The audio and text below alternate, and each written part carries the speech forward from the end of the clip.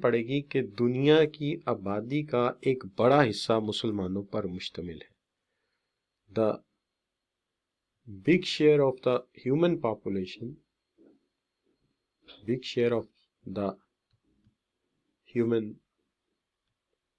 population are Muslims. دنیا کی آبادی کا ایک بڑا حصہ جو ہے وہ مسلمانوں پر مشتمل ہے. اندازاً کوئی 25 billion I thought, but anyway not exactly know, it is written in your book. تو دنیا کی ایک بڑی آبادی کا حصہ جو ہے وہ مسلمان ہے. اچھا، اب دوسری بات یہ ہے کہ ایک مسئلہ تو یہ ہے، دوسری بات یہ ہے کہ آج کی دنیا ایک گلوبل ولیج بن رہی ہے. تو گلوبل ولیج بننے کی وجہ سے آج کی دنیا جو ہے اس کے اندر ضروری ہے کہ مسلمان اور دوسرے مذاہب کے لوگ جو ہیں وہ ایک دوسرے کے قریب آ رہے ہیں. مسلم اینڈ ادر ریلیجنس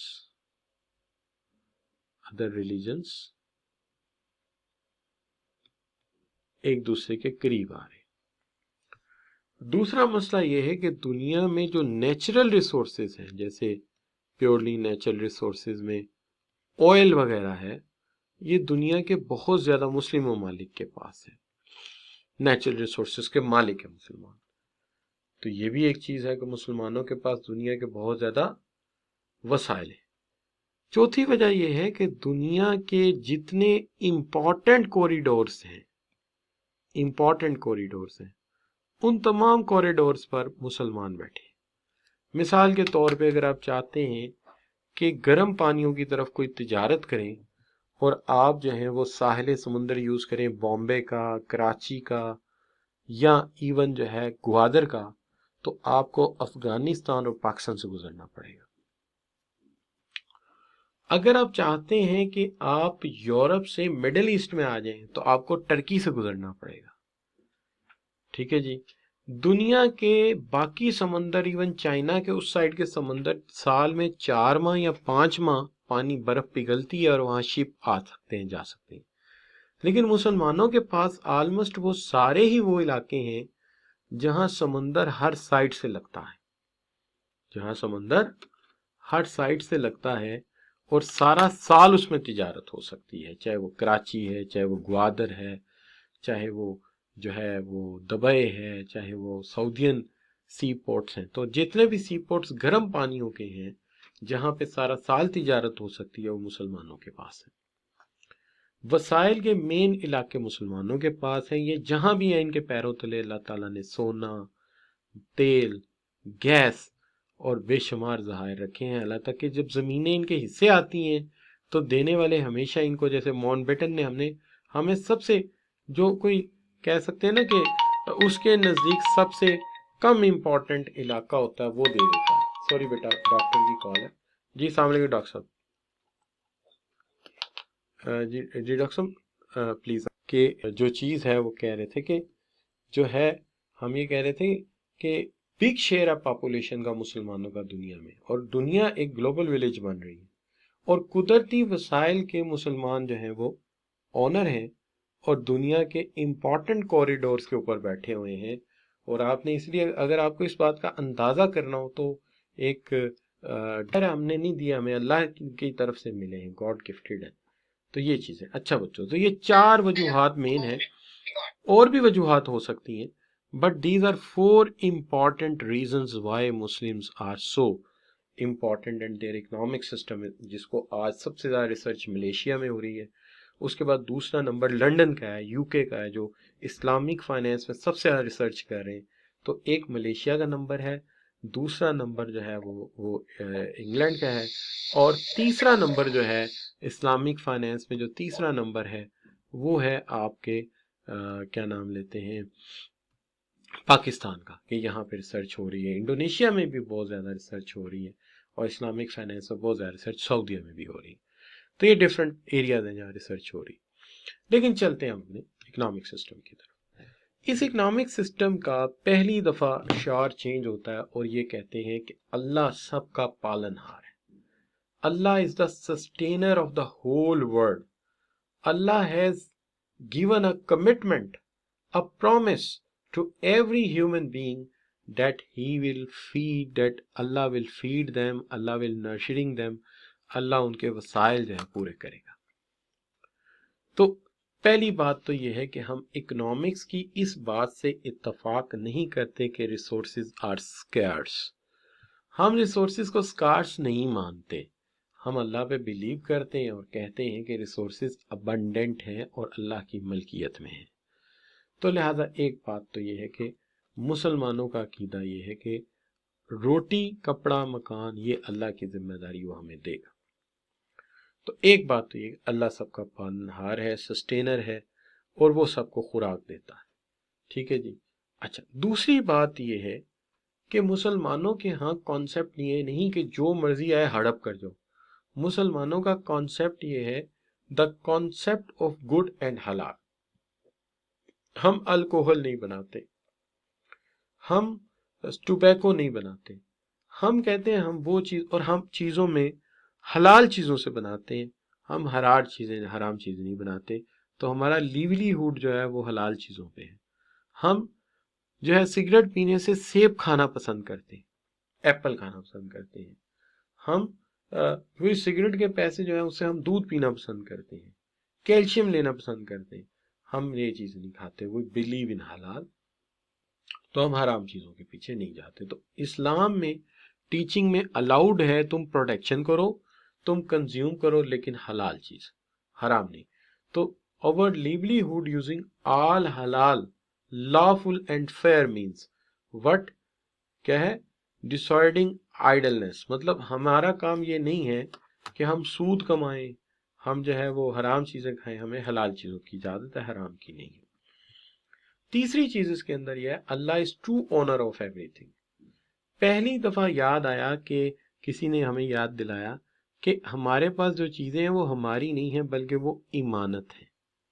वो इमानत है. यानी हमारे पास गाड़ी है, घर है, हम उसके ऑनर नहीं, एक्चुअली हम उसके ट्रस्टी हैं. एक्चुअली हम उसके ऑनर नहीं है, एक्चुअली हम उसके ट्रस्टी हैं. यानी हम उसके ईमानतदार हैं. और हमें रोज़े क़यामत पूछा जाएगा कि आपके पास घर था, you have home, you have car, you have number of flats, for what purpose you use them. तुमने उन्हें किस पर्पस के लिए इस्तेमाल किया, तुमने उन्हें किस पर्पस के लिए इस्तेमाल किया. तो हमसे पूछा जाएगा कि इनको आपने किस मकसद के लिए इस्तेमाल किया और क्यों आपने इन्हें जो है वो यूज़ किया. ठीक है जी. तो अगर हमने गलत इस्तेमाल किया है तो हमारे से ये अल्लाह ताला ज़रूर पूछेगा कि क्यों गलत मकसद के लिए हमने इन्हें इस्तेमाल किया.